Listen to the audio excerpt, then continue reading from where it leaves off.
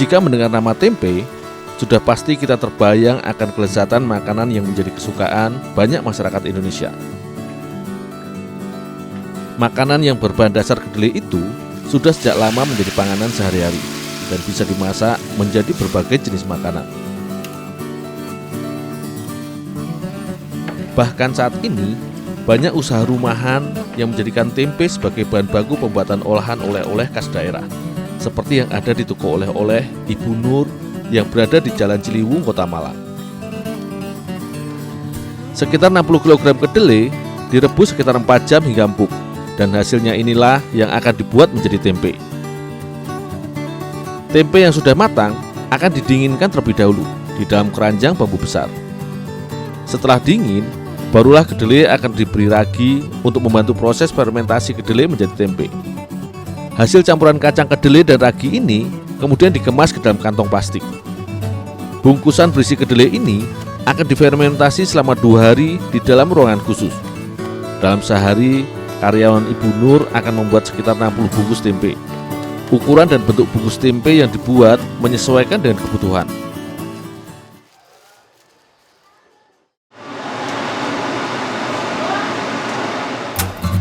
Tempe di sini dibuat setiap hari.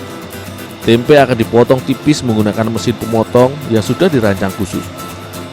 Dengan bantuan alat ini akan dihasilkan irisan tempe dengan ketebalan yang sama. Hasil irisan tempe disusun rapi untuk memudahkan proses penggorengan keripik nantinya. Dari 60 batang tempe, hasilnya akan didapat sekitar 300 kg keripik tempe. Dari proses pengirisan tempe, akan menyisakan remah-remah potongan tempe yang akan dijadikan bahan baku pembuatan brownies tempe. Untuk itulah, aku mengumpulkan sisa potongan tempe yang tidak bisa digoreng ini untuk dijadikan tepung tempe dan dibuat menjadi brownies.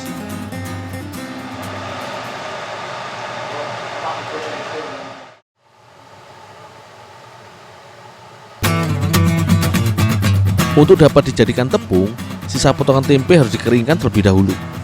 Remah-remah tempe akan dimasukkan ke dalam oven selama setengah jam dengan suhu sekitar 150 derajat. Semakin banyak tempe, maka akan dibutuhkan waktu yang lebih panjang untuk mengeringkannya.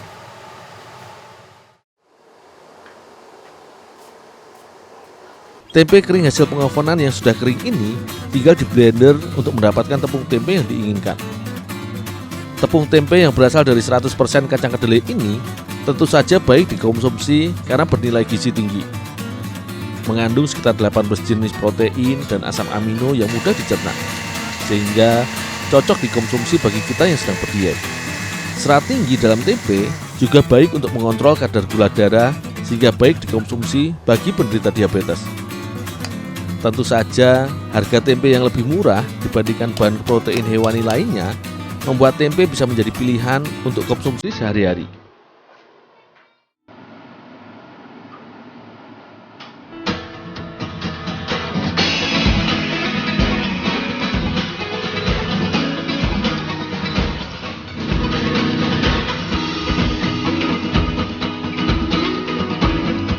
Untuk membuat brownies, dibutuhkan bahan tambahan yang akan dicampurkan dengan tepung tempe yang menjadi bahan utamanya. Campuran telur dan gula dikocok hingga mengembang. Kemudian tepung tempe ditambahkan dan adonan terus diaduk sampai merata. Untuk menghasilkan tampilan kue brownies yang berwarna gelap, maka adonan akan dicampur dengan coklat batangan, coklat bubuk, serta mentega yang sudah dicairkan. Sebagai pelengkap, irisan tempe ikut ditambahkan agar tekstur tempe masih terasa di setiap bagian kue browniesnya. Semua bahan ini selanjutnya diaduk hingga semua tercampur merata.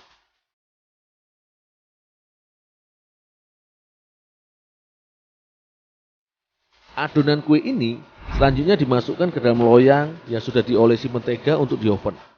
Loyang yang digunakan berukuran 20 x 10 cm. Selain di oven, brownies tempe juga bisa dikukus. Hanya saja, brownies panggang lebih tahan lama disimpan dibandingkan dengan brownies kukus.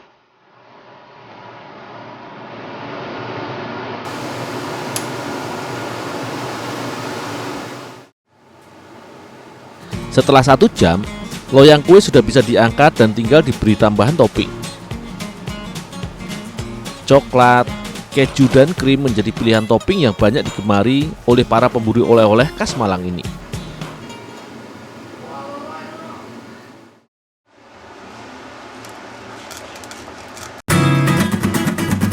Selain dibuat brownies tempe, makanan berbahan baku kedelai ini juga bisa dibuat makanan istimewa.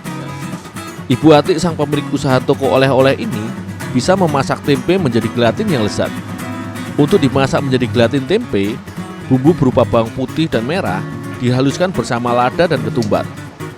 Gula dan garam juga ditambahkan sebagai penyedap bumbu gelatin. Setelah semua bumbu tercampur dan halus merata, maka tempe utuh dipenyet serta dihancurkan bersama bumbu halus. Tempe yang dimasak gelatin ini sebelumnya sudah dikukus terlebih dahulu. Tujuannya untuk mengeluarkan aroma tempe yang khas, sehingga gelatin yang dibuat semakin harum. Terakhir, telur ayam akan dicampurkan untuk merekatkan adonan gelatin tempe.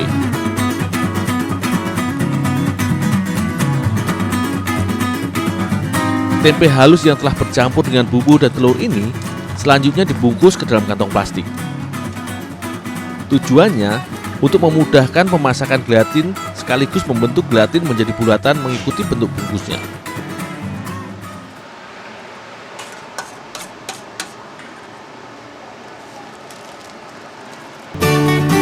Kedua ujung plastik rebus gelatin diikat dan kemudian barulah dikukus. Butuh sekitar 30 menit untuk memasak gelatin tempe. Pengukusan ini juga akan membuat tekstur gelatin menjadi padat dan kenyal.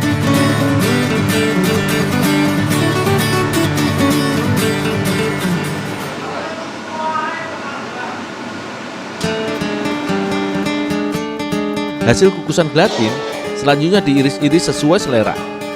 Barulah setelah itu, potongan gelatin tempe berbumbu ini dapat digoreng hingga garing sehingga semakin nikmat saat disantap. Menggoreng gelatin juga tidak perlu terlalu lama. Jika sudah berwarna kuning kecoklatan, berarti gelatin tempe sudah siap santap. Beragam cara pengolahan tempe untuk dijadikan cemilan, kue, hingga masakan ini dapat menaikkan harga jualnya. Dengan tambahan beragam bumbu, tempe juga bisa menjadi kue serta masakan yang lezat.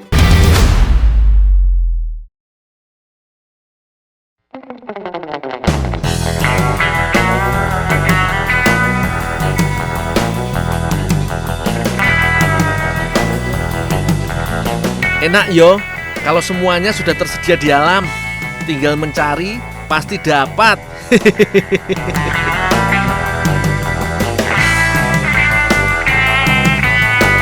Seperti sekarang ini, aku membantu Teh Ocha mencari kadal.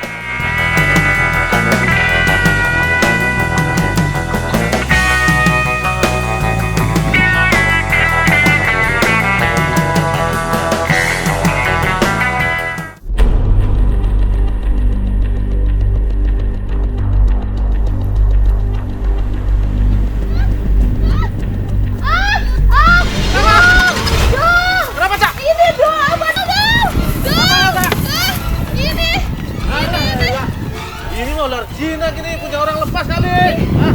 Enggak ada. Ini kagak. Enggak Ini mau. ular Cina gini. Tidur. Punya orang lepas nih. Ih, Enggak apa-apa ini, enggak galak nih. kakak itu pasti galak, Dul. Enggak coba nih. Soal liar, Dul. Enggak apa-apa nih, coba nih. Enggak, Dul. Enggak, Dul. Enggak mau, Dul. Udah enggak apa-apa nih Enggak, Cina enggak, gini. Dul. Dul, udah ada Enggak kakak. apa-apa ini. Enggak Ini mau. Cina gini. Enggak mau. Ini udah. Udah aja enggak mau nyari kadal lagi, aduh. Walaupun gigitannya nggak berbisa, tapi kan tetap saja kekuatan lilitannya bisa meremukkan tulang yo.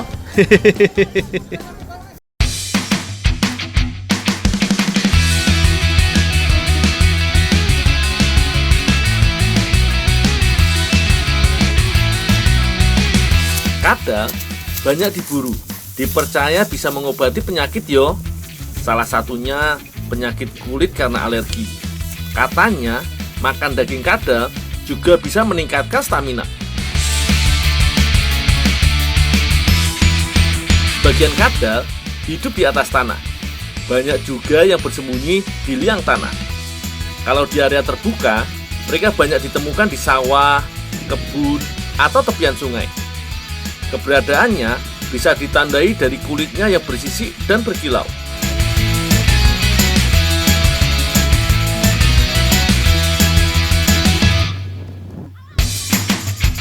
Ada kadal yang mencari makan di siang hari.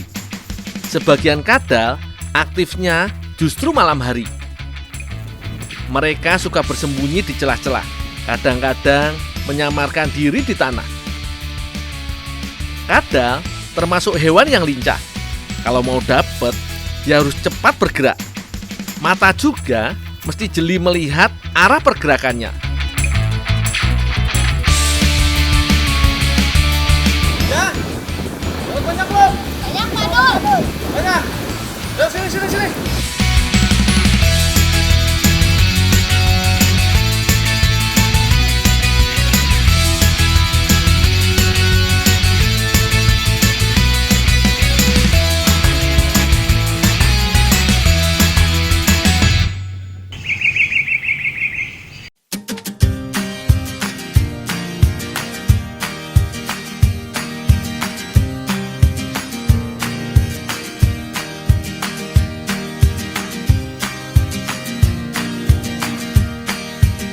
Orang rela capek untuk mencari kadal bukan cuma iseng yo.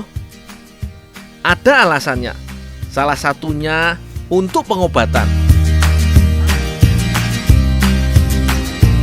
Masyarakat Cina percaya kadal bisa menyembuhkan asma dan meningkatkan daya tahan tubuh.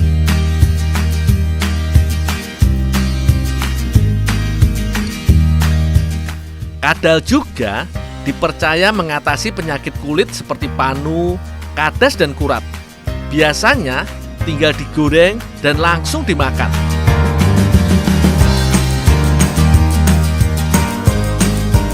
Katanya sih, sekarang juga ada yang sudah dimasukkan ke kapsul supaya lebih mudah dimakan.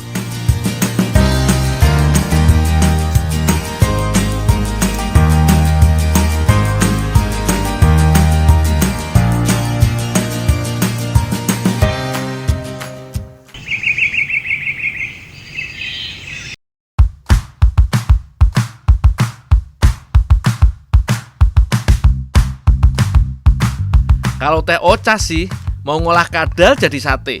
Weh, kelihatannya enak kui. Teh Ocha sudah menyiapkan bumbu bakarnya. Sederhana saja kok. Ada bawang putih, bawang merah, dan jahe yang diulek halus bersama garam. Kalau makanan pendampingnya bisa pakai sayuran seperti wortel dan jagung rebus. Wah, mantep iki. Vitamin A dalam wortel jos banget yo. Bagus untuk kesehatan mata. Jagung juga banyak gizinya. Bisa jadi pengganti nasi karena bisa mengenyangkan. Biar lebih mantap, iris cabai rawit dan cabai merah untuk bumbu kecapnya.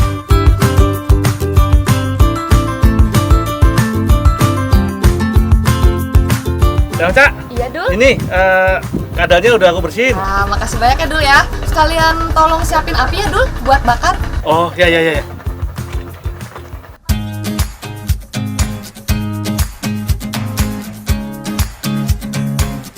Biar nggak amis, kadal direndam dalam air perasan jeruk nipis. Setelah itu, baru diolesi bumbu bakarnya. Olahan daging kadal tidak hanya digoreng, ada juga yang memanggang dan menyangrainya sampai kering. Kemudian ditumbuk dan dikonsumsi dengan cara diseduh air hangat. Tapi kalau jadi kuliner yang lezat dan menggiurkan, kenapa enggak? Seperti yang lagi aku buat ini. Dijamin langsung ngiler dan pengen nyoba.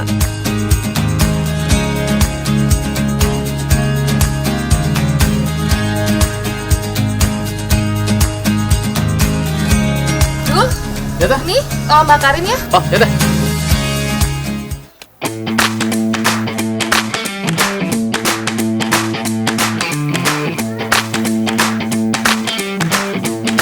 Jangan lupa yo, sebelum ditaruh di perapian, daging dioles minyak supaya kadal nggak lengket satu sama lain.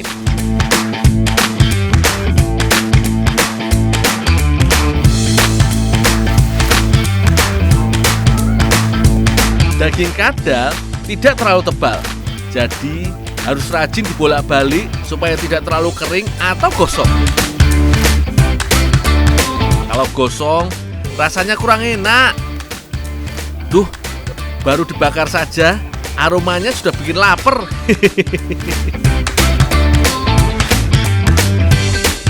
Kalau bumbu sudah meresap, oles dengan madu.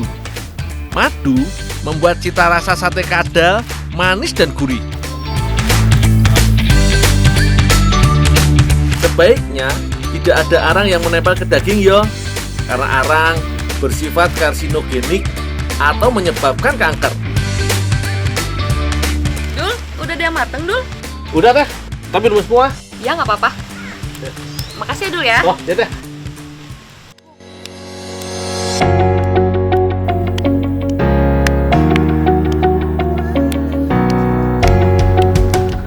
Sate yang satu ini memang spesial.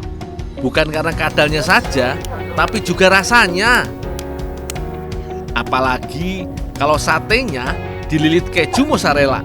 Jadi kekinian toh.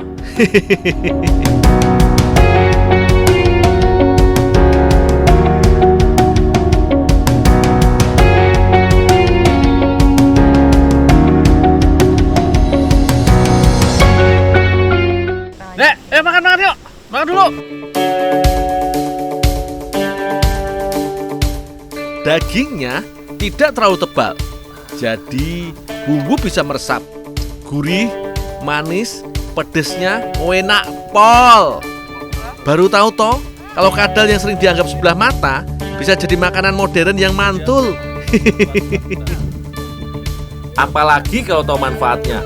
Dalam pengobatan Cina, daging kadal biasanya dipakai untuk mengatasi penyakit yang berhubungan dengan ginjal dan paru-paru. Salah satunya untuk penderita TBC. Ramuan bubuk kadal diyakini bisa mengeluarkan lendir saat batuk.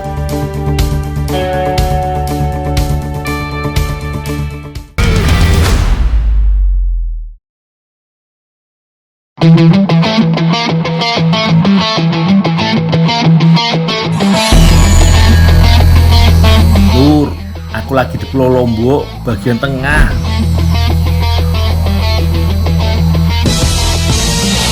Tepatnya di Dusun Petikus, Kecamatan Batukuang Utara, Nusa Tenggara Barat.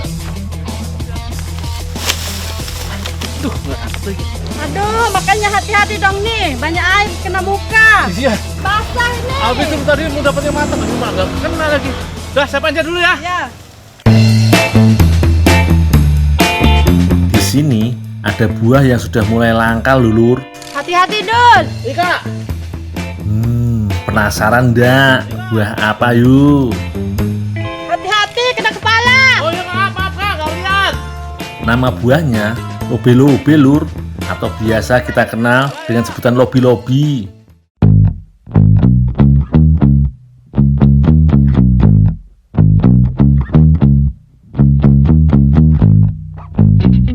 Lur, biasanya lobi-lobi diolah menjadi rujak tuh karena memiliki cita rasa asam yang menyegarkan. Namun di Lombok, lobi-lobi atau masyarakat di sini menyebutnya lobe-lobe justru dimasak menjadi sayur khas Lombok, Lur. Namanya kelak lebui. Matang enak nih. Asem. Cara makannya yang salah. Gimana? Yang benar diginin dulu, Ya. baru dimakan. Oh ya, beda ya. Manis kan? Ya. Yuk pulang. Yuk. Kelak lebui adalah sayur yang terdiri dari kedelai dengan kuah yang rasanya asam.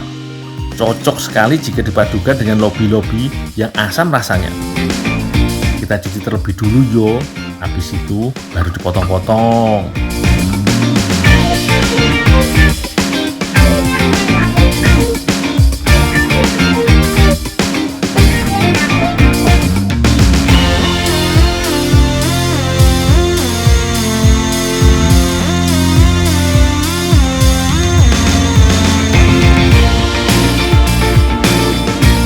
Untuk membuat sayur kelak lebui ini, bahan yang digunakan ada cabai, bawang putih, bawang merah, lengkuas, dan garam.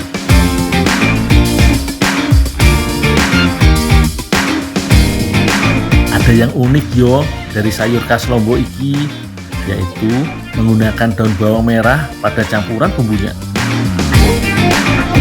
Oh iya, masyarakat setempat gemar memasak menggunakan bawang merah karena akan menambah cita rasa gurih pada masakan.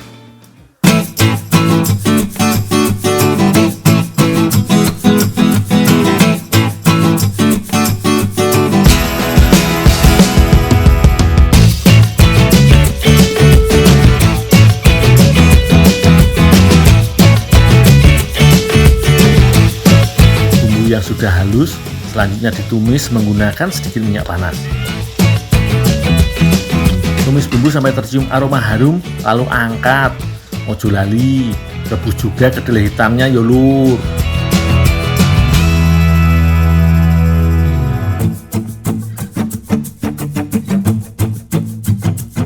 Lur, kelak lebui iki dalam bahasa Sasak memiliki arti sayur kacang kedelai hitam.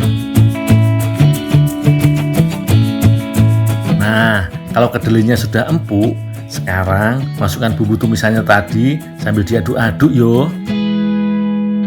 Habis itu baru deh lobe-lobe yang masuk ke dalam pancinya lur. Karena lobe-lobe memiliki tekstur yang tidak terlalu keras, jadi dimasukkan belakangan yo agar tidak terlalu empuk kalau terlalu lama dimasak. Agar cita rasa masakannya tambah nikmat, aku juga menggunakan ikan teri pada masakan ini. Kita buat temen makan sayurnya dulu. Makan pakai nasi udah biasa. Sekarang kita makannya pakai talas nih. Talasnya sudah direbus terlebih dulu iki. Sekarang kita haluskan agar lebih mudah dikonsumsi. Talas selain memiliki rasa yang enak, pastinya juga sehat yo. Karena bebas kolesterol. Nah, sayur khas Lombok kelak lebih lobe-lobe, apik ya lur tampilane. Karena kelak lebu iki ada tambahan lobe-lobenya. Bayang rasa seger buah lobe-lobenya. Ayo, sayur lobe-lobenya udah jadi nih.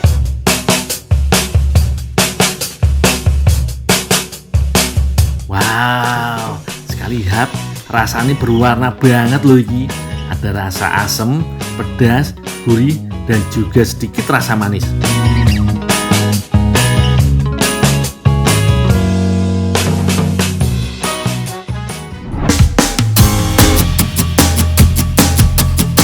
Aku masih berada di Lombok Utara, Nusa Tenggara Barat nih. Kali ini aku mau memanfaatkan hasil alam untuk diolah menjadi panganan sing spesial.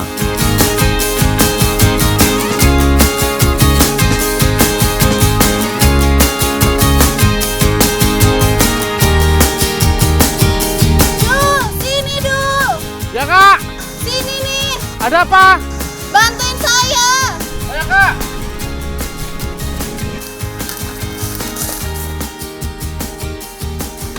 Ada apa kak? Saya lagi ngidam nih, Dul. Pengen makan umbut rotan. Umbut rotan? Iya. Di mana nggak ada? Gitu. Ya, nggak ada yang lain apa? Ayo dong, Dul. Pengen banget nih. Ya kak. Makasih, Dul. Umbut rotan atau tunas muda rotan ternyata iso diolah menjadi masakan yang jos. Salah satu nih kuliner khas Lombok iki.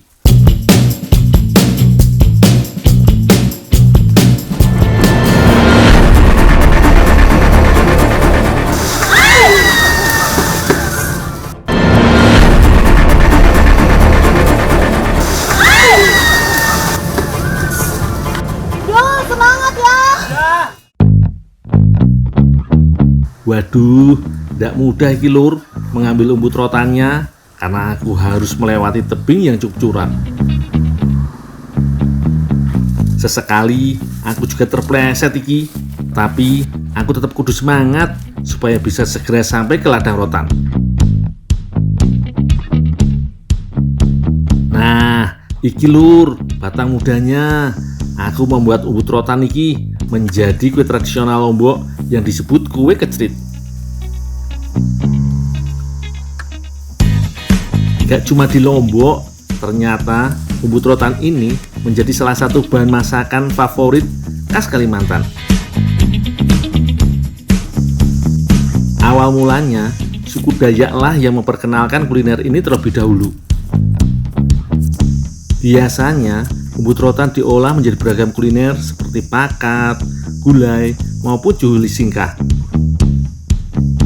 Tidak hanya menjadi bahan masakan, Lur, bahkan masyarakat Dayak memanfaatkan umbut rotan sebagai obat hipertensi, Lur.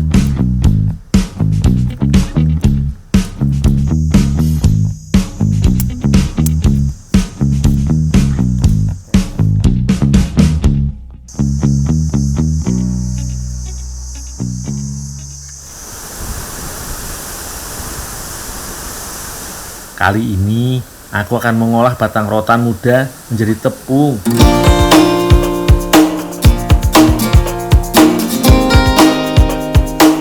Iris tipis-tipis terlebih dulu, Lur.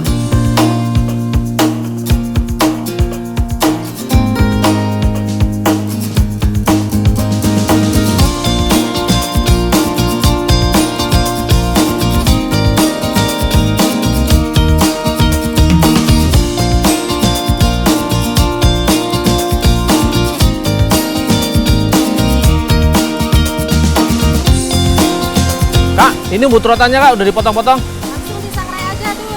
Oh, ya Kak. Umbut rotan yang sudah dipotong dan dicuci bersih ini kemudian disangrai hingga warnanya berubah kecoklatan dan teksturnya menjadi kering. Selanjutnya, barulah rotan yang sudah disangrai iki ditumbuk hingga halus menjadi tepung.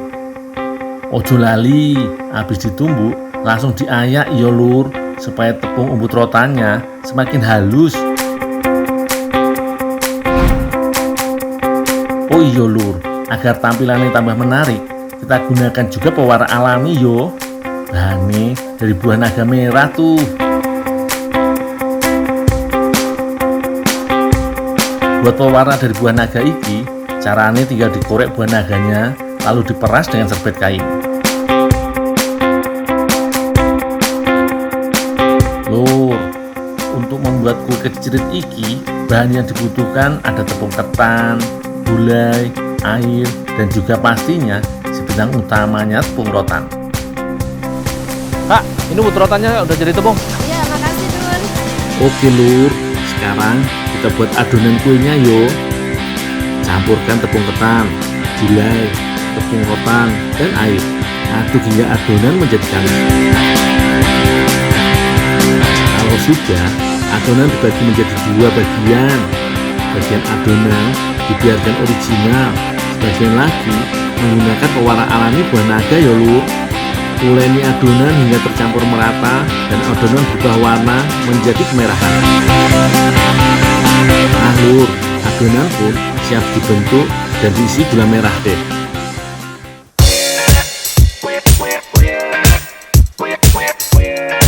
Kue tradisional khas Lombok iki dinamakan kecrit karena pas digigit timbul sensasi gula merah yang keluar dari dalam kue. Sebenarnya kecrit iki mirip dengan panganan khas Jawa yaitu klepon. Kalau klepon berbentuk bulat sempurna, kalau kecrit agak mengerucut di sisi ke atasnya.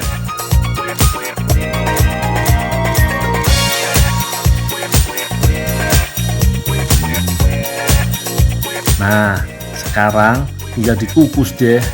Gak butuh waktu lama, hanya sekitar 10-15 menit. Jika umbut rotannya udah jadi Kak, aku buatin kecirit.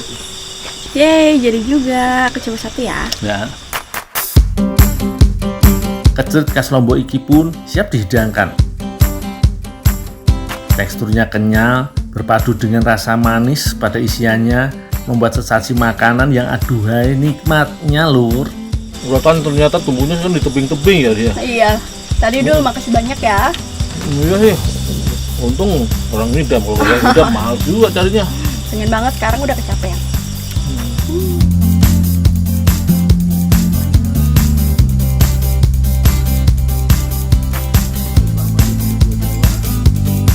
Pokoknya jos tenan iki. Gimana? Mudah toh, Lur, membuatnya?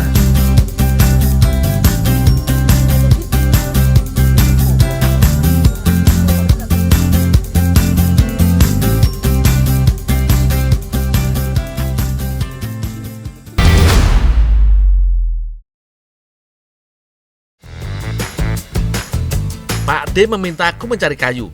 Katanya sih mau dipakai bahan bakar untuk memasak siang ini. Tapi rasanya badanku malah tidak bersahabat. Baru dipakai nyari kayu bakar sebentar aja, langsung lemes dan terasa capeknya. Wis, mending turu sih yo, mumpung Pak Ade belum sampai di rumah.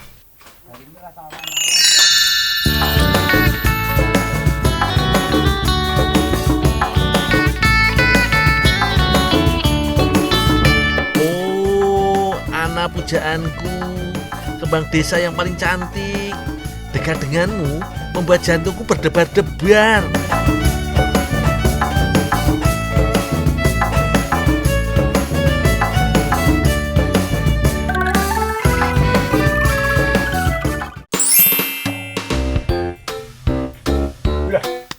Ayo golek sente. Bisa, Pak. Golek sente. Oh, ada sente. Oh iya. Yalah, ternyata cumi alias cuma mimpi toh. Tiwas seneng. Saking enaknya tidur siang, aku sampai lupa kalau janji sama Pak Ade dan Mas Bagus panen batang sente. Pak, lo tak panen sana Pak ya. Nggih, monggo. Sampai dudukin wae nanti tandur sini. Nggih. Oh iya. Sente kui sebutan masyarakat di sini untuk pohon keladi yang berukuran cukup besar. Iki lho bentuke. Tanaman dari suku talas-talasan iki punya bagian umbi yang bisa dimanfaatkan sebagai bahan pangan karbohidrat tinggi. Sente punya batang cukup besar. Iki bisa tumbuh sampai lebih dari 1 meter loh. Bagian batang yang dekat dengan umbi inilah yang biasa diolah sebagai tepung atau dimasak jadi sayuran. Ada sedikit tips nih untuk memilih batang sente yang cocok dimakan. Jangan sembarangan mencabut yo. Sebaiknya cabut bagian batang sampai ke akarnya supaya dapat bagian umbi yang besar.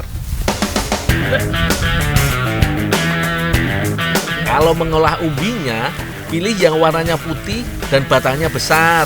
Semakin besar, tandanya kualitas daging umbinya juga makin baik. Tapi ingat yo, kalau mau mencabut sampai bagian akar, butuh tenaga ekstra, harus diperhitungkan. Ojo koyo aku, saking serune nyabut sampai terpental ke belakang.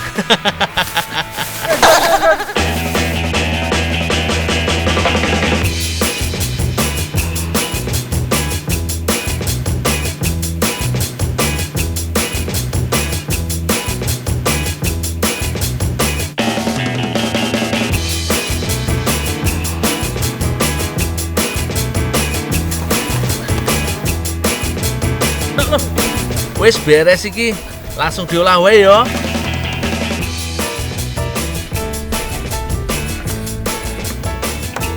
Jangan langsung mengolah yo. Salah mengolah justru bisa membuat sente nggak enak dimakan. Malah bisa membuat gatal-gatal di mulut dan radang tenggorokan. Wits, tenang. Bukan gundul namaku kalau nggak punya tipsnya. Cuci sente di air mengalir sambil digosok seluruh bagiannya sampai nggak terasa licin lagi. Kalau sudah bersih, bisa langsung dipotong-potong. Nah, karena nanti mau dijadikan isi roti, tugasku sekalian memarut sente.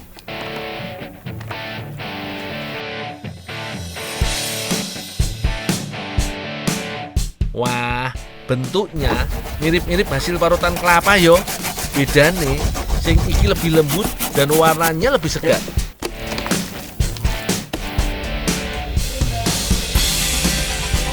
Mbak Ana dan Mbak Farah mau membuat roti kekinian yang katanya sempat jadi roti viral di Korea.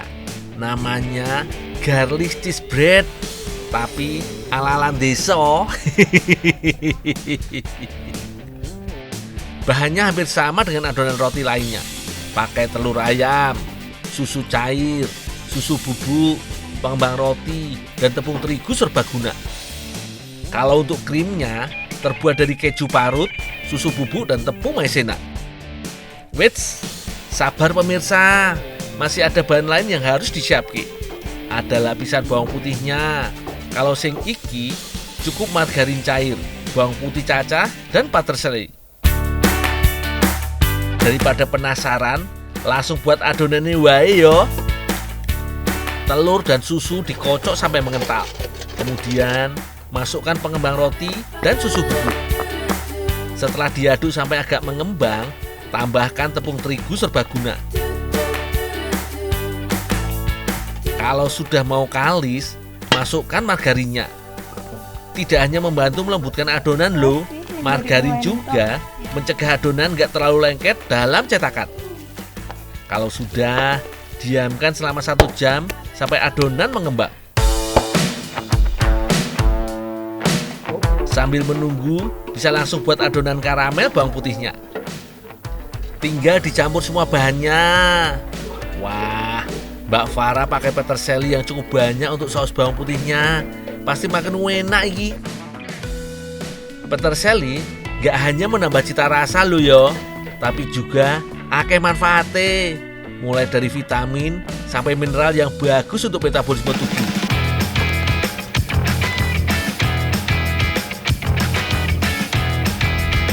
Mbak wis gek gawe krim keju. Aku tak nunggu iki sejam sambil nyiapke oven. Oh ya Mbak. Ya.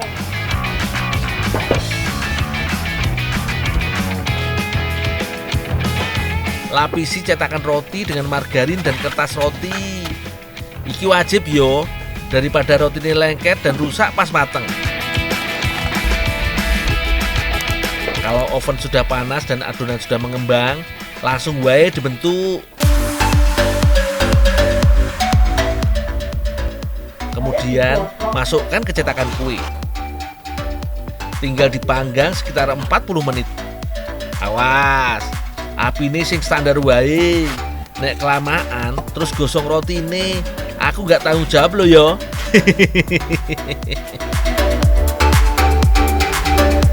Perjalanan roti Korea ini belum selesai yo. Mbak Farah mau buat krim keju sentenya untuk isiannya.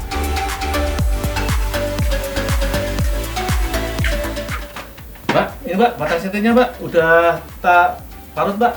Maksudnya kan dong, mau aku nenggoni kok. Lah iya Mbak, kan nyucinya di sungai yang ngalir Mbak. Iya. Jadi lama. Langsung kan tak bawa ini ke Ya, coba. Ya.